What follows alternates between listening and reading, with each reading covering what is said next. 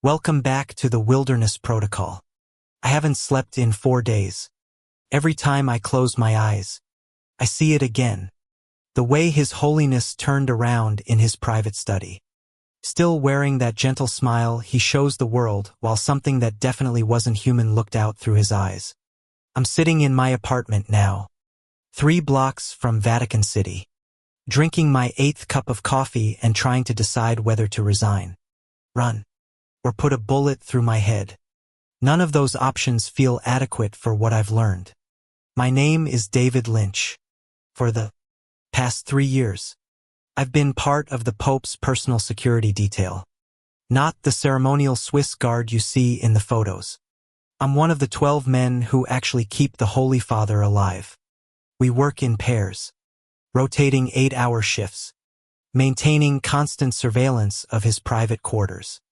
I used to be proud of that job. I used to tell people I was protecting the most important man on earth. Now I know I've been guarding something that wears the Pope's face but isn't the Pope at all. The discovery happened Tuesday night during the 1000 p.m. to 6 a.m. shift. I was partnered with Henrik Larsson, a guy from Denmark who's been doing Vatican security for 15 years. Henrik has kids, talks about them constantly, shows pictures of his daughter's first communion, his son's soccer games. The kind of man who joined this work because he genuinely believes in protecting something sacred. We were monitoring the papal apartments from the observation room adjacent to his private study. 2-way mirrors, closed-circuit cameras, microphones that can pick up whispered prayers. The Pope values his privacy, but Vatican security doesn't take chances with assassination attempts. His Holiness had been reading in his study since 8 o'clock. Theological texts, correspondence from bishops, the usual evening routine. Henrik and I were playing cards quietly, taking turns glancing at the monitors.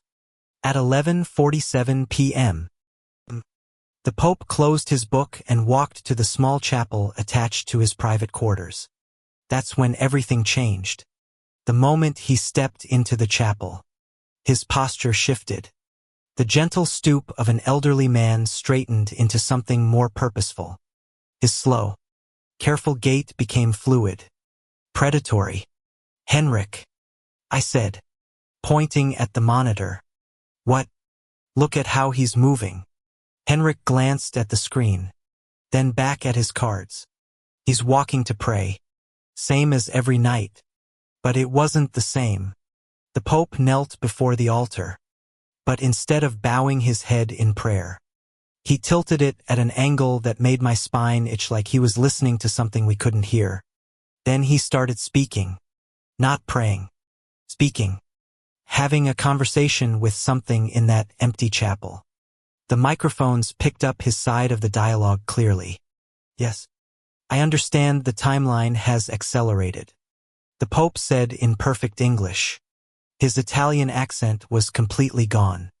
The Brazilian cardinal suspects nothing. Neither does the German. A pause as if listening to a response. "The hunger is manageable for now. But after the conclave next month, I'll need to feed properly." Henrik had stopped looking at his cards. We both stared at the monitor. "Who's he talking to?" Henrik whispered. I adjusted the audio controls, amplifying the chapel's sound feed. Nothing but the Pope's voice. If someone else was in there, our equipment wasn't picking them up. "The vessel is deteriorating faster than anticipated." The Pope continued. "This body won't last another year. We need to begin preparing the replacement." The Pope stood and walked to a cabinet I'd never seen open before. He produced a key from somewhere and unlocked it. Inside were objects I couldn't identify from the camera angle, but they reflected light in ways that made my eyes water. "The faithful suspect nothing," the Pope said, handling one of the objects. "Their devotion makes them remarkably blind to obvious signs." Henrik reached for his radio to alert the command center. I grabbed his wrist. "Wait, David. We need to report this." "Report what?" that the Pope is having a private conversation in his own chapel. He's talking to someone who isn't there. Maybe he's talking to God. But I knew it wasn't God. The way the Pope moved, the way he spoke, it was like watching someone else wear his skin. The Pope returned the objects to the cabinet and locked it. He knelt again. But this time his prayer sounded normal. Latin phrases I'd heard thousands of times. When he finished and returned to his study, his movements had reverted to the familiar elderly shuffle. His accent was back. Everything appeared normal. Henrik and I completed our shift without discussing what we'd witnessed. But I could. The next evening, I volunteered for an extra shift. Henrik was off duty, replaced by Yuki Tanaka, a Japanese security specialist who'd been with the Vatican for 8 years. Yuki barely spoke English, which made him perfect for what I needed to do. I waited until 11:30 p.m., then told Yuki I was checking the perimeter security sensors. Instead, I slipped into the papal apartments through the maintenance corridor that connected to the observation room. The Pope was in his study reading.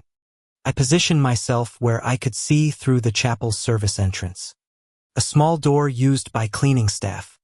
If he repeated his performance from the previous night, I'd have a direct view instead of relying on camera feeds. At 11:47 p.m. exactly, the Pope walked to the chapel. The transformation happened the moment he crossed the threshold. His entire body language changed. He moved like something pretending to be human, but not quite getting the mechanics right. He knelt and began his conversation. "The American bishops are becoming problematic," he said. "Their investigation is approaching dangerous territory." Pause. "Yes, I can handle them individually if necessary. But a mass elimination would attract attention we can't afford." This time I could see his face clearly. The gentle expression he wore during public appearances had been replaced by something cold and calculating. His eyes reflected light like an animal's. The children's souls provide better sustenance than adults. He continued, "Their faith is purer, less corrupted by doubt." My stomach dropped. The orphanages in South America have been productive. The Indian facilities as well. But we need to expand operations if we're going to maintain this form for another decade. He opened the cabinet again. This time I could see what he removed. Small glass vials filled with liquid that glowed faintly. He held one up to the light, examining its contents. 12 more should be sufficient for the upcoming ceremonies. The cardinals won't notice the weakness in their fellow priests until it's too late. The Pope drank the contents of the vial. Immediately, his appearance improved. The slight pallor he'd carried for weeks disappeared. His skin tightened. His posture straightened further. That's when I understood. Whatever was inside the Pope's body was feeding on something. And that something came in small glass vials that glowed. He returned the remaining vials to the cabinet and locked it. Then he looked directly at the service entrance where I was hiding. "David Lynch," he said in that accent-free voice. "I know you're there." My blood turned to ice water. "Come in, David. We need to talk." I considered running. But where could I go? This thing knew my name. Knew I'd been watching. If it could impersonate the Pope perfectly enough to fool the entire Catholic Church, could certainly have me killed. I stepped into the chapel. Close. The Pope looked exactly as he always did. Elderly. Frail. Kindly. But his eyes held intelligence that was ancient and predatory. "You have questions," he said. "What are you?" "I am what your species needs me to be. A shepherd for a flock that requires guidance." "You're not the Pope." "I have been the Pope for 7 years. Before that, I was Cardinal Ratzinger for 19 years. Before that, I was a Monsignor in Berlin for 12 years. I adapt as necessary." What happened to the real Pope? He served his purpose. His devotion to God made him an excellent vessel until his human limitations became inconvenient. The thing wearing the Pope's face smiled.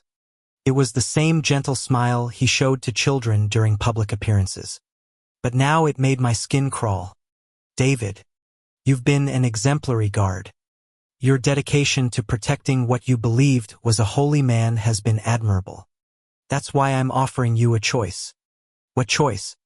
Continue serving as you have with the understanding that your true purpose is protecting something far more important than one elderly human, or request a transfer and spend the rest of your life wondering what might have happened if you'd chosen differently. What happens if I report what I've seen? The Pope's smile widened. Who would you report it to? Cardinal Barely, who has been one of my vessels for 3 years. Archbishop Clark, who I replaced last Christmas. The Swiss Guard commander who helps me acquire the materials I need to maintain this form. I felt the world tilt around me. How many of you are there? Enough. The church has always been about control. David, we simply make that control more efficient. Then they have accidents. Heart attacks usually. Very sad. I perform their funerals personally. The Pope reached into his robes and produced a small glass vial filled with the same glowing liquid he'd consumed earlier. This contains the concentrated essence of faith, he said. Pure belief extracted from those who possess it in abundance. 1 vial sustains this form for approximately 1 month. You're feeding on people's souls. I'm harvesting what they produce naturally. Think of it as spiritual taxation. They live their lives believing they serve God, and in return they provide the energy necessary to maintain the institution they revere. That's monstrous. That's survival. My species arrived on this planet when yours was still learning to make fire. We discovered that human faith generates a form of energy we can consume. Your religions exist because we need them to exist. The Pope returned the vial to his robes. Every cathedral, every mosque, every temple, they're all feeding stations. Your species need to believe in something greater than themselves provides us with sustenance. Why are you telling me this? Because, David, you're going to help me identify which of your colleagues has been asking uncomfortable questions. Henrik Larsson has been reviewing security footage from nights when he wasn't on duty. That suggests curiosity that could become problematic. I thought about Henrik's kids, his genuine faith, his belief that he was protecting something sacred. I won't help you hurt him. Then you've made your choice. The Pope raised his hand and I felt something invisible grip my throat. Couldn't breathe. Couldn't move. David, I want you to understand something. I genuinely regret this necessity. You've been an excellent guard. But my species' survival takes precedence over individual human lives. The pressure around my throat increased. My vision started going dark. However, the Pope continued, I'm prepared to offer you one final option. The invisible grip loosened slightly. Become one of us. I gasped for air. What? The process is irreversible. But you would retain your memories, your personality, your essential self. You would simply gain perspective on humanity's true purpose, which is to feed us, to believe so completely in our constructed mythologies that your faith becomes a renewable resource. The Pope smiled that gentle smile again. David, your species created us through the very intensity of your need to believe. We are the gods you imagined into existence. Serving us isn't betrayal. It's fulfillment of your evolutionary purpose. And if I refuse, then Henrik will find you tomorrow morning, victim of an apparent heart attack brought on by the stress of your position. I looked around the chapel. Crosses, saints, all the symbols of faith I'd grown up with. Now I understood they were just decorations in a feeding pen. How long do I have to decide? You don't. The transformation begins now. The Pope pressed his hand against my forehead and something cold slithered into my mind. The Pope isn't human. Part 2. The transformation was like drowning in reverse. instead of water filling my lungs. Something else flooded my consciousness. Knowledge that wasn't mine. Memories that belonged to creatures that had never been human. Understanding of truths that made every religious text feel like children's fairy tales. I saw the arrival. Ships that weren't ships landing in places that would become holy sites. I saw the first humans who encountered them. Primitive minds overwhelmed by contact with beings that seemed divine. I saw how easily fear and awe could be cultivated into worship. I saw the construction of the first temples built not to honor gods but to concentrate human faith into harvestable energy. I saw the development of religious hierarchies designed to maximize belief while minimizing questions. I saw centuries of careful cultivation of wars fought over whose version of manufactured mythology would dominate which regions. The Crusades, the Inquisition, the Reformation, all resource management disputes. When the visions ended, I was still David Lynch, but I was also something else. How do you feel? The Pope asked. I looked at my hands. They appeared human, but I could sense the energy flowing beneath the skin. The same energy I'd seen him consume from those glass vials. Different. The hunger will begin soon. Your human metabolism is being replaced with something more efficient. What happens to me now? Now you help me maintain the systems that keep both our species alive. Humans need Henrik will be handled. His curiosity has become too pronounced. I won't let you kill him. The Pope studied me with interest. David, you're experiencing transition confusion. Your human attachments are conflicting with your new understanding. This will pass. But it didn't feel temporary. Henrik's face flashed in my mind. His pictures of his kids. His genuine pride in protecting what he believed was a holy man. Give me another option. There isn't one. Henrik has accessed security files he wasn't authorized to view. He's begun documenting inconsistencies in papal behavior. If he continues, he'll expose our operations. Then wipe his memory. Change his assignment. Do something that doesn't involve murder. Memory alteration requires resources we can't spare. Reassignment would only delay the problem. The Pope walked to his cabinet and retrieved another vial. This one contained liquid that was darker, more viscous. This is concentrated fear, he said, extracted from humans during their moments of greatest terror. It's more potent than faith, but harder to obtain. You're torturing people. We're utilizing emotional states. Your species experiences naturally. Humans generate fear constantly during wars, disasters, moments of personal crisis. We simply collect what would otherwise be wasted. The Pope drank the contents of the vial. His appearance shifted subtly, becoming more imposing despite maintaining the same physical form. David, your transformation grants you certain abilities. Enhanced strength, improved reflexes, resistance to injury. You'll also develop sensitivity to human emotional energy.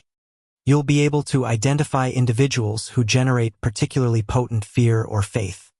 Why those emotions specifically? They represent the extremes of human spiritual experience. Absolute belief and absolute terror produce the highest concentrations of harvestable energy. I thought about the children's orphanages he'd mentioned. That's why you target kids. Children's emotions are purer, more intense. They haven't learned to suppress their feelings or question their experiences. A terrified child produces more usable energy than a dozen skeptical adults. That's evil. That's survival. Your species evolved to experience these emotions because we needed them to. Your capacity for faith and fear exists because we selected for those traits over thousands of generations. The Pope returned the empty vial to the cabinet. David, tomorrow you'll resume your normal duties. You'll work with Henrik as scheduled. During the shift, you'll identify the best moment to eliminate him without attracting attention. I won't do it. Yes, you will. The hunger will make you do it. as if summoned by his words. I felt something gnaw at my stomach. Not physical hunger, but a craving for something I couldn't name. What is that? Your new metabolism asserting itself. You need to feed David. And human terror is readily available. The gnawing sensation intensified. Felt like withdrawal from a drug I'd never taken. How long does it last? Until you feed. The sensation will become overwhelming within hours. Eventually, you'll do anything to make it stop. The Pope smiled. I suggest you use Henrik as your first meal. Consider it practice. I left the chapel with instructions to report back the following evening. The walk to my apartment felt different. Colors seemed more vivid. Sounds more distinct. I could smell things that hadn't been noticeable before. Fear. Anxiety. Excitement radiating from people I passed on the street. A woman walking alone clutched her purse tighter when she saw me. Her fear smelled like copper and ozone. The scent made my mouth water. Back in my apartment, I tried to process what had happened. I was still human in many ways. I still cared about Henrik. Still felt revulsion at the idea of harvesting children's terror. But underneath those familiar emotions was something new and hungry. I made coffee and sat at my kitchen table trying to plan my next move. Running wasn't an option. If the Pope was telling the truth about how many church officials had been replaced, I'd never escape their reach. Reporting what I'd learned was pointless if the people I'd report to were already compromised. That left cooperation or resistance. The hunger made cooperation seem increasingly reasonable. I could feel it growing stronger, making Henrik's fear seem less like a tragedy and more like a necessary meal. I called in sick. Around midnight, I heard screaming from the apartment below mine. Domestic violence. A man hitting his girlfriend while she begged him to stop. Her terror floated up through the floor like smoke. I found myself walking downstairs before I realized I'd made the decision. The door wasn't locked. The man was drunk. The woman cowering in the corner with a split lip and swollen eye. When I entered, both of them looked at me with confusion. Get out. The man said. This is private. I grabbed him by the throat and lifted him off the ground. The hunger responded to his sudden fear like a flower opening to sunlight. Please. The woman whispered. Don't hurt him. But I was already feeding. The man's terror flowed into me. Rich and nourishing. His panic as he struggled against my inhuman strength was delicious. When I finished, he was unconscious but alive. The woman stared at me with a mixture of gratitude and horror. What are you? She asked. I don't know. I left them and returned to my apartment. The hunger had retreated, replaced by a satisfaction that felt both foreign and natural. I'd avoided killing Henrik, but I'd still fed on human fear. The Pope had been right about my new nature, asserting itself. The next morning, I reported for duty. Henrik was waiting in the observation room, reviewing footage from the previous night. David, look at this, he said, pointing at the monitor. The Pope's behavioral patterns have been consistent for 3 years. But last week something changed. He'd compiled video clips showing subtle differences in the Pope's movements. Speech patterns. Even the way he held his hands during prayers. Different how? More confident. Like he's not bothering to maintain certain mannerisms anymore. Henrik had been documenting the same transformation I'd witnessed. His investigation was more thorough than I'd realized. What do you think it means? I asked. I think someone is impersonating the Pope. Or maybe the Pope is ill and being medicated in ways that are affecting his behavior. Henrik pulled up more footage. Look at this. 3 nights ago, he spent 2 hours in the chapel having a conversation with someone who doesn't appear on any of our cameras. Maybe he was praying. David, I've recorded his prayer sessions for months. This wasn't prayer. This was a detailed discussion about operations in South America and India. The hunger stirred as I detected Henrik's growing anxiety. He knew he'd discovered something dangerous, but he didn't understand how dangerous. Henrik, maybe we should report this to Cardinal Bertoli. I tried. Bertoli won't see me. His secretary says he's too busy to review security concerns because Berto was one of them, just like the Pope had said. What about Archbishop Clark? Same response. It's like everyone in the church hierarchy is suddenly unavailable. Henrik turned to face me directly. David, I think there's a conspiracy here. Something involving the highest levels of church leadership. His fear was becoming more pronounced, tinged with the paranoid certainty that comes from discovering truths you wish you hadn't found. What kind of conspiracy? I don't know yet, but I've been thinking about other things I've observed. The Pope's recent travels to areas with high concentrations of orphanages. The increase in private meetings with bishops from regions experiencing unexplained disappearances of children. Henrik had connected dots I hadn't even realized were there. The children's disappearances. Hundreds of them. David. Street kids, mostly from areas where the Pope has made recent visits. The local authorities blame human trafficking. But the pattern is too consistent.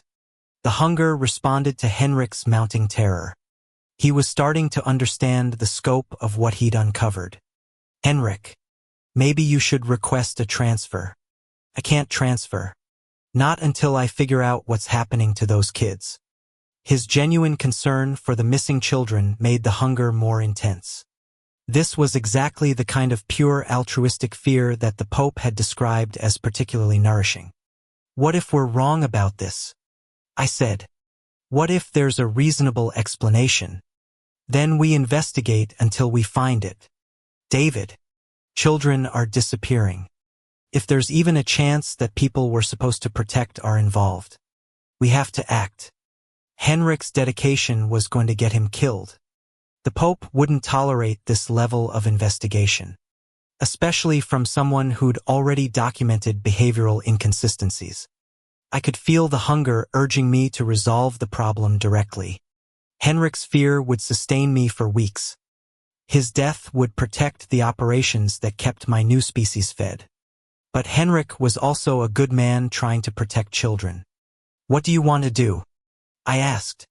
Tonight, I'm going to break into the Pope's private study. I need to see what's in that cabinet he keeps locked. The same cabinet where the Pope stored his vials of concentrated fear and faith. Henrik, that's a terrible idea. It's the only way to get answers. You'll be caught.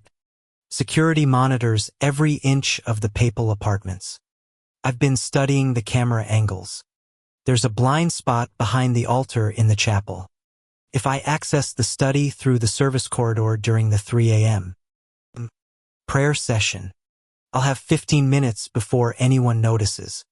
Henrik had planned this carefully, but he didn't understand what he was planning to steal from. What if you're right about a conspiracy? What if breaking in gets you killed?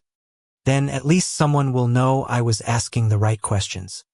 Henrik's fear was reaching levels that made my mouth water. He knew he was about to do something extremely dangerous.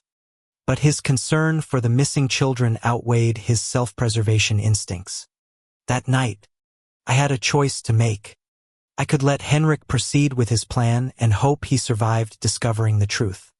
I could warn him about what he'd actually find and try to convince him to stop.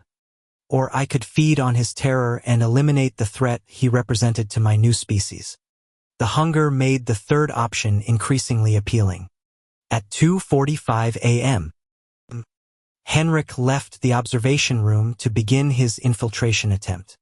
I followed him, staying far enough back to avoid detection, but close enough to intervene if necessary.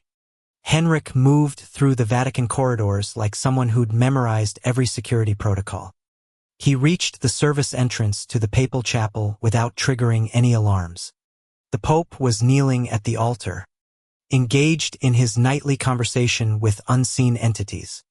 Henrik waited until the Pope was fully absorbed in his dialogue. then slipped into the study. I watched through the window as Henrik approached the locked cabinet. He'd brought professional lockpicking tools, clearly prepared for serious burglary. The lock opened after 3 minutes of careful work. Henrik's reaction to the cabinet's contents was immediate and visceral. He stumbled backward, knocking over a chair, his fear spiking to levels that made my entire body tingle. Inside the cabinet were dozens of glass vials containing glowing liquids. But more disturbing were the photographs. Polaroid images of children in various states of terror, their faces frozen in expressions of absolute horror. Henrik grabbed several photographs and one of the vials. As he turned to leave, the Pope appeared in the doorway. "Mr. Larson," the Pope said calmly, "I was wondering when you'd work up the courage." Henrik dropped the vial. It shattered on the floor, releasing energy that sparkled like luminescent mist. "What are those?" Henrik whispered, gesturing at the photographs. "Research materials. Those are children being tortured. Those are children providing necessary resources for the continuation of important work." Henrik backed against the cabinet. Trapped. His terror was overwhelming now, so intense I could taste it from outside the building. "You're involved in the disappearances. I'm responsible for the disappearances. Every missing child. Every unexplained abduction near areas of church influence. All necessary harvesting operations." The Pope stepped into the study and closed the door. "Henrik, you've seen something you shouldn't have seen. Now we need to discuss what happens next." That's when I made my decision. I entered the study through the service corridor, positioning myself behind the Pope. "David," the Pope said without turning around. "Perfect timing. Please restrain Mr. Larson while I prepare his termination." "Actually," I said, "I'm here to stop you." The Pope turned, his expression shifting from surprise to disappointment. "David, the hunger is affecting your judgment. Feed on Henrik's terror, and you'll think more clearly." I've been thinking clearly for days. This isn't survival. This is predation. Those are the same thing. I grabbed the Pope by his robes and threw him against the wall. My enhanced strength sent him crashing into a bookshelf, ancient theological texts scattering across the floor. "Henrik, run." "David, what's happening?" "Run. Get out of the Vatican. Don't trust anyone in church leadership." Henrik fled through the service corridor while I held the Pope down. "David, you're making a catastrophic mistake," the Pope said, his gentle facade finally cracking. "Without us, your species has no purpose. We gave you meaning, direction, hope. You gave us slavery disguised as salvation, and your people loved us for it. They built cathedrals to thank us for the privilege of being harvested." I could hear security alarms activating throughout the building. Henrik had triggered something during his escape. "How many of you are there?" "Enough to maintain control. Not enough to survive what you're about to unleash." "What do you mean?" "David, if you expose us, if you destroy the church's authority, what do you think happens to human civilization? Your species needs to believe in something greater than themselves. Remove their gods and they descend into chaos. Then they'll have to learn to believe in themselves. They can't. We designed them to be dependent on external authority. Without us, they'll tear themselves apart within a generation." The Pope was probably right about that. But enslaved humanity was still slavery. That's their choice to make. And what about you? You're one of us now. David, destroying us destroys you. I'll survive. No, you won't. The transformation is irreversible. But it requires periodic reinforcement. Without access to harvested faith and fear, you'll deteriorate within months. I could hear guards approaching the study. My time was running out. Then I'll deteriorate. I left the Pope alive but restrained and escaped through the same route Henrik had used. The Pope Isn't Human Part 3. That was 6 months ago. Henrik got out of Rome alive and disappeared completely. I hope he's somewhere safe. Maybe back in Denmark with his kids. I hope he's not spending sleepless nights like I am reliving what we discovered in that cabinet. I never returned to my Vatican security position. The official story was that I'd suffered a nervous breakdown due to work stress and requested indefinite medical leave. They sent flowers to my apartment and a letter of commendation for my years of faithful service. The Pope continues making public appearances, blessing crowds, and delivering homilies about compassion and human dignity. His approval ratings remain high. The Catholic Church continues operating as if nothing happened. But things have changed. I've been documenting everything I can remember about their operations. The feeding schedule, the harvesting locations, the hierarchy of replaced officials. It's not enough evidence to convince anyone. But it's a record of the truth in case someone else stumbles onto what Henrik and I discovered. The hunger is getting worse. Just like the Pope predicted. My transformed metabolism requires regular feeding on human emotional energy, without access to the concentrated vials they produce. I've been sustaining myself on whatever fear and despair I can find naturally occurring. I hang around hospitals, funeral homes, accident scenes, places where people experience intense terror or grief. I don't cause the suffering. I just feed on what's already there. It's not enough. My body is deteriorating steadily. The enhanced strength is fading. My improved reflexes are becoming sluggish. The Pope was right about needing periodic reinforcement. I have maybe 2 months before the transformation completely fails. And I die. But I've learned something during these 6 months that makes the approaching death worthwhile. I'm not the only one who chose resistance over cooperation. 3 weeks ago, I was approached by a woman named Catherine Wells, former Archbishop's assistant from Dublin, transformed 18 months ago when she discovered her boss was harvesting faith from his congregation through specially blessed communion wine. The hunger drives most of them insane. Catherine told me over coffee in a shop near the Pantheon. They start seeing humans as nothing but food sources.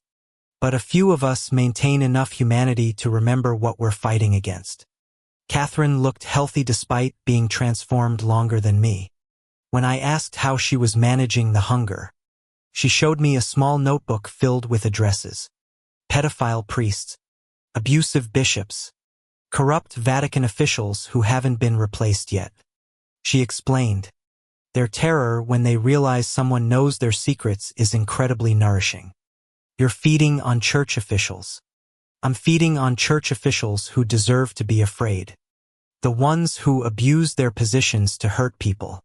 Catherine had turned her predatory nature into a tool for hunting predators. It was elegant and practical. How many of us are there? Maybe a dozen worldwide. Transformed humans who rejected the harvesting operations and went rogue. And how many of them are there? Hundreds. Possibly thousands. They've been infiltrating religious institutions for centuries. Not just the Catholic Church. Protestant denominations. Islamic organizations. Buddhist monasteries. Any group that generates concentrated faith.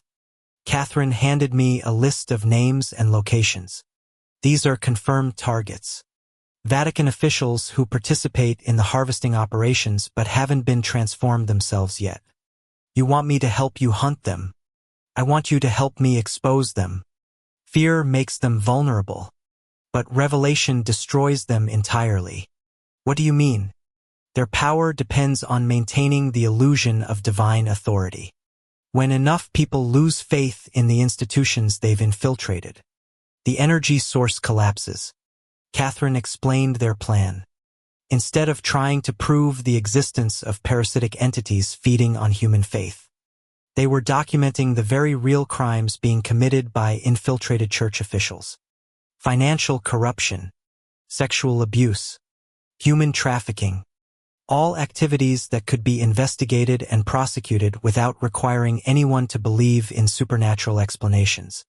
The beauty is that the entities become desperate when their feeding operations are threatened. Catherine said they make mistakes, take unnecessary risks, expose themselves to observation, like what happened with the Pope when Henrik started investigating. Exactly. Pressure their operations and they'll reveal their true nature trying to protect those operations. I joined Catherine's group that afternoon. We called ourselves the Apostates. Transformed humans using our enhanced abilities to hunt the entities that had created us. The work was satisfying in ways I hadn't expected. Feeding on the terror of corrupt officials felt like justice instead of predation. Using my inhuman strength to break into hidden church archives felt like serving a purpose beyond mere survival. Over 3 months, we documented massive financial irregularities at Vatican Bank, exposed a network of bishops involved in human trafficking, and identified dozens of church officials who were participating in the harvesting operations. We leaked everything to journalists simultaneously. Financial records, testimonies from survivors, photographic evidence of ritual sites where children had been terrorized for their emotional energy. The Catholic Church went into crisis mode. Emergency meetings, damage control, official denials. But the evidence was overwhelming. More importantly, the revelations triggered exactly the response Catherine had predicted. Faith in church authority plummeted. Attendance at masses dropped by 60% in major cities. Donations to Vatican operations nearly stopped entirely. The entities were starving. We started receiving reports of bizarre behavior from church officials worldwide.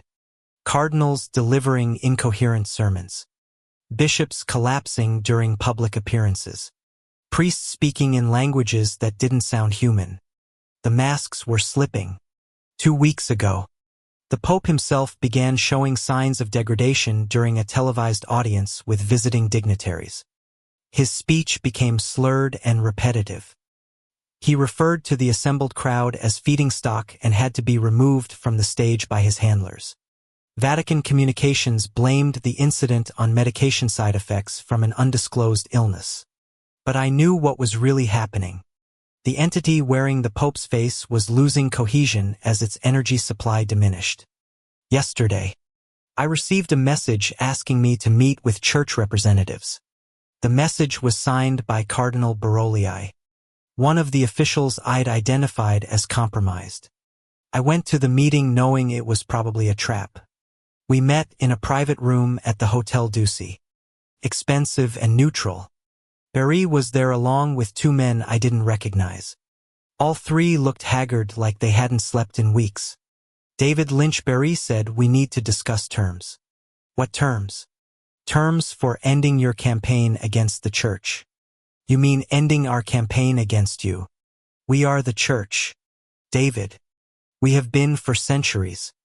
Destroying us destroys an institution that provides meaning and comfort to billions of people. An institution that feeds on those people like parasites. One of the men I didn't recognize leaned forward. David, let's be practical. Your revelations have caused significant damage. But they haven't eliminated us. We can rebuild our operations. Develop new feeding methods. Replace the officials you've exposed. Or we can reach an accommodation. You stop your activities and we modify our harvesting protocols to minimize harm to individual humans. You mean you'll kill fewer children? We mean we'll find more efficient methods that don't require direct harvesting from minors. Bertoli produced a document from his briefcase. We're prepared to offer you a position within our reorganized structure. Your insights into resistance methods would be valuable for preventing future apostasy. You want me to help you hunt down the other apostates. We want you to help us develop sustainable feeding practices that don't attract attention from human authorities. I looked at the contract they were offering. Generous salary, full medical benefits, housing allowance. A comfortable life in exchange for abandoning the fight against creatures that had turned human faith into livestock management. What happens if I refuse? Then you continue deteriorating until the transformation kills you, Bertoli said. And we continue our operations until we've identified and eliminated all the remaining apostates. And if I accept, then you receive the reinforcement treatments necessary to stabilize your condition. And you help us establish more ethical harvesting protocols. I thought about Catherine and the others, still out there documenting crimes and exposing corruption. I thought about Henrik, hopefully safe somewhere with his family. I need time to consider this. You have 24 hours. I left the meeting and walked through Rome, thinking about choices and consequences. The entities were right that they'd been maintaining human civilization for millennia. Remove their influence, and there would probably be chaos as people struggled to find new sources of meaning and authority. But they were also parasites who turned humanity's deepest spiritual needs into a feeding mechanism. The transformation was killing me slowly. I had weeks, maybe days before my body completely failed. Accepting their offer would extend my life indefinitely. But it would also make me complicit in the continued exploitation of human faith. That evening, I made my decision. I didn't return to the hotel to give Barry my answer. Instead, I went to St. Peter's Square and waited for the Pope's scheduled evening blessing. When His Holiness appeared on the balcony to address the small crowd of remaining faithful, I was positioned in the front row with a digital recorder and a camera. The Pope began his blessing in Latin, but within minutes, his speech began deteriorating. The words became harsh, guttural sounds that hurt to hear. His gentle smile twisted into something predatory. "Your devotion sustains us," he said in English, his Italian accent completely gone. "Your faith feeds us. Your children nourish us." The crowd murmured in confusion. This wasn't the message they'd come to hear. "We have cultivated your species for millennia."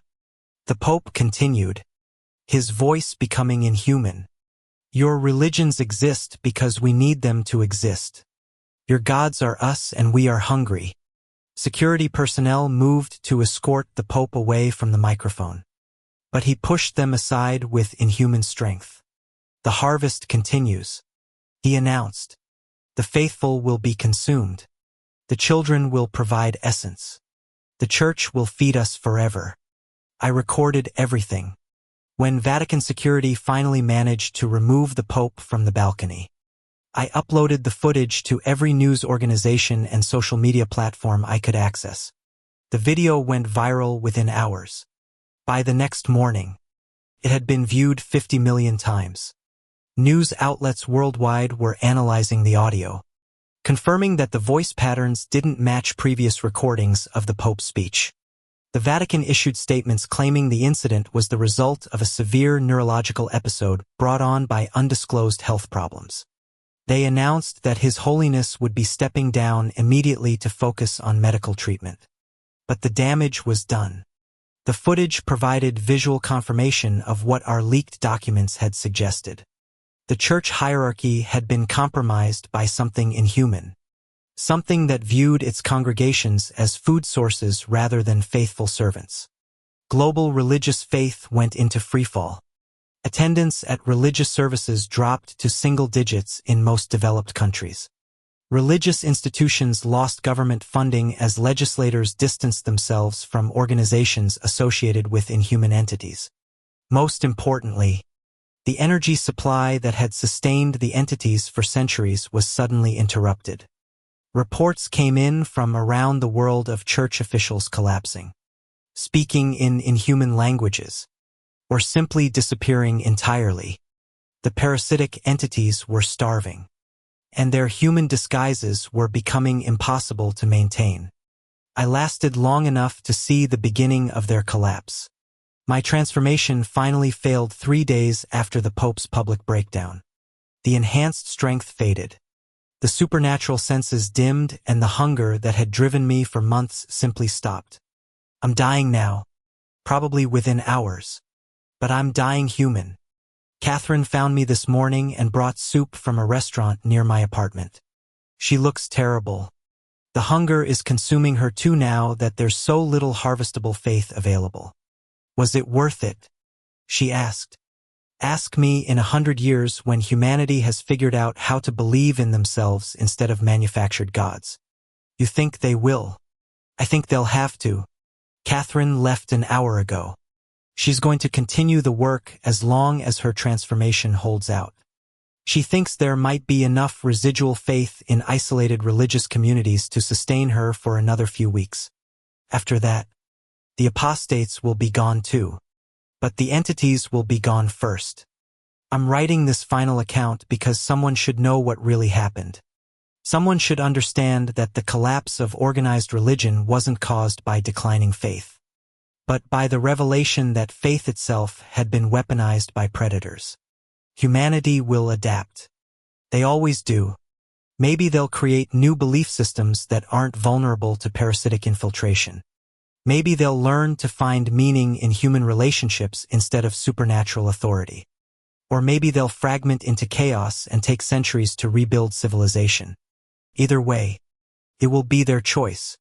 The Pope wasn't human, and neither were the entities that had been harvesting human faith for millennia. But humanity is human, and that's enough. The transformation is failing rapidly now. I can feel my enhanced metabolism shutting down. My borrowed strength ebbing away. In a few hours, I'll just be David Lynch again, a security guard who discovered something terrible and chose to fight it instead of serving it. That's enough. 2. The Vatican will eventually recover from this crisis. They'll find new leadership, develop new public relations strategies, maybe even return to legitimate religious activities. But they'll do it without their parasitic masters. The gods are dead or dying or starving in hidden places where they can no longer reach the faith they need to survive. And humanity is free to figure out what comes next. I hear sirens outside. Someone probably called for an ambulance after seeing me collapse in the hallway. They won't arrive in time, but that's fine. I've done what I needed to do. The Pope isn't human. And now everyone knows it. That's victory enough. Thank you for listening to this entry from the Wilderness Protocol. If you made it through this report and wish to be briefed on future incidents, please consider liking this video and subscribing to the channel.